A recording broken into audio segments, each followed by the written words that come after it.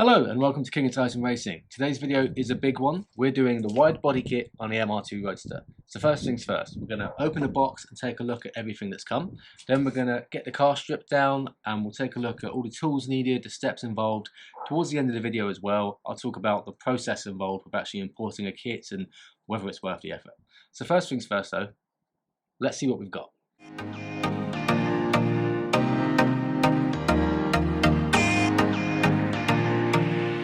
So we've got the new front bonnet, which is much more aggressive than the original. The only thing that needs to be changed on this is that I'll be smoothing over this area, because obviously I no longer have those bonnet grooves that meet those. I have the Lotus style, so that'll get smoothed over. Other than that, I think it's pretty much perfect as it is. We then move around to the front fenders. So details I like on this, the exit vents at the back there. Probably going to be installing some louvers at the top there and there to let that top air pressure escape. We've then got the side skirts which connect to the rear 3/4 panels, and what we've got here, lots of details, standard intake that the MR2 has anyway. We've then got this piece here which I'll be cutting out some way, either at the back or potentially the whole thing, and inserting a vent panel behind that. So wait to see what we do with that. That's obviously just for the fuel filler cap. And then we move to the rear bumper. So what we've got here is the standard exit and the standard vent. We've then got these side exit vents as well. And what we'll probably do with this is we'll probably end up cutting out this bottom section as we have, to allow the diffuser to come in, but that's yet to be decided when we design it. So let's start stripping the car and we'll decide the little details we're going to do with this once it's on the car.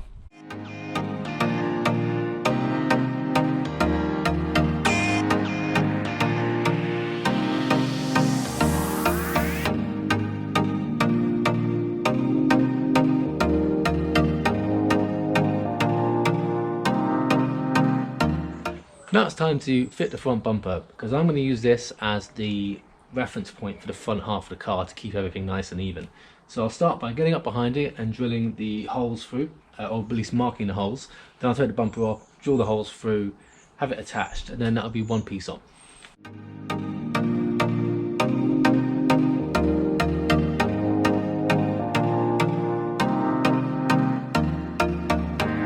So the front bumper is now on and attached. Now we're going to be doing the front right fender, and that means drilling holes to make it all mate up and match. So once those two are on and neatly done, I'll feel confident about doing the other one, which needs a bit more fabrication. Now I've drilled these 3 holes which connect the bumper with the front quarter, I can now come to work on the rest of the panel, where it connects down here, up in here, and one just down there, and then as well probably 1 or 2 along here.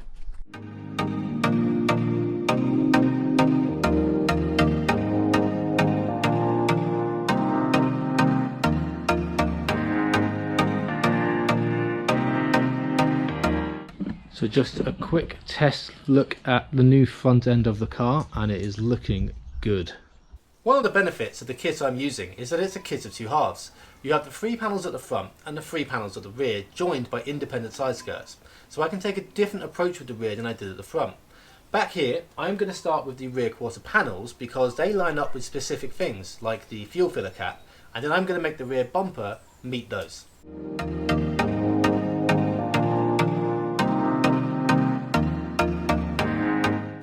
What you can see here is I've used cable ties to mount the rear bumper just to hold it in place as a good marker against where it's going to sit against the rear quarter. I can see the rear quarter is lined up very nicely with all the tabs and the holes it should be in, and I can also tell it's going to meet the bumper very well. So that makes me very confident that this one's in the right place. I can go ahead and actually fix this panel now.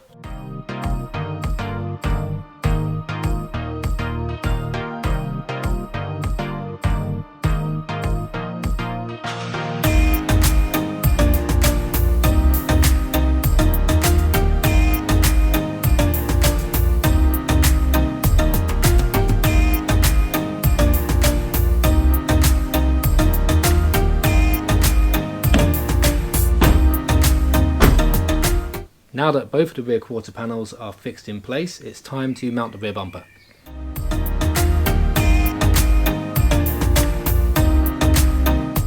Some of the tabs on the body kit don't quite meet where they're supposed to mount on the car, so I fabricated some brackets to make up the gap.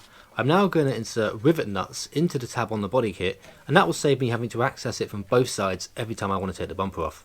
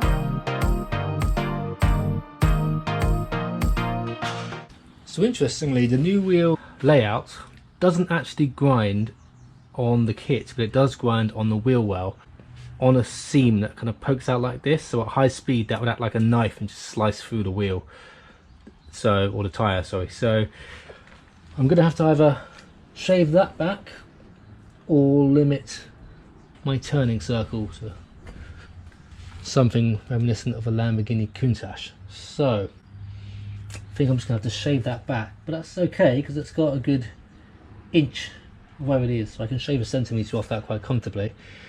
And the only issue with the body kit is it comes within about 2mm here, but that's right on the edge, but there's plenty to spare. So if I shave that back by a centimetre, we're good.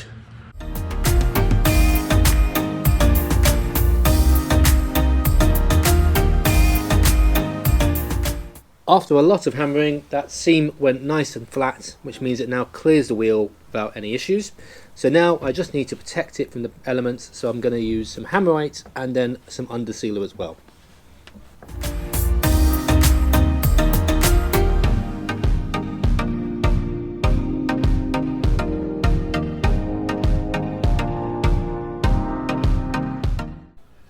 Once I was happy with how everything was sitting on the car, I took a few days to actually strengthen the kit panel by panel. If you want to see that process, click the video here or down below.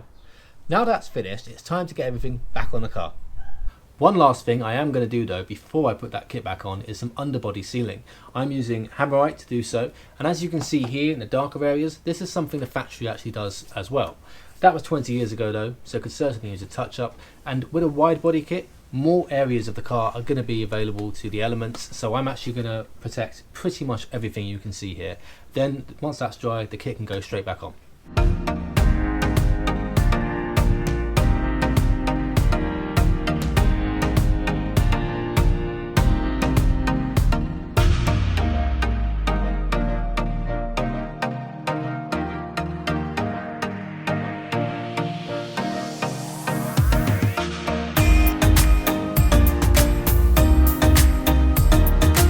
One thing I hadn't factored in is that by removing the wheel arch liner, which would have naturally sat here, this is now exposed to anything being flung up off the wheels. So I've got myself some sheet metal to fabricate a protective bracket for that.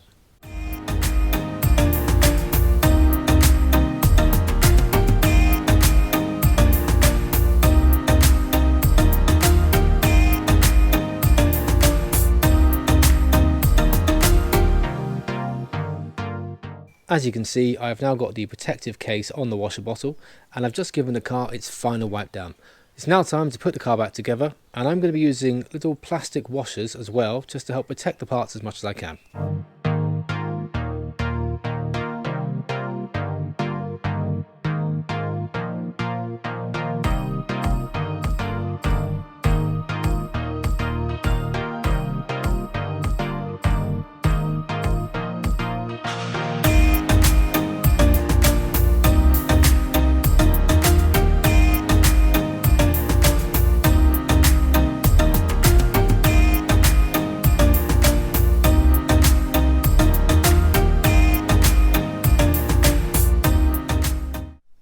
you have it. The first stage, and by all means the hardest, is now complete.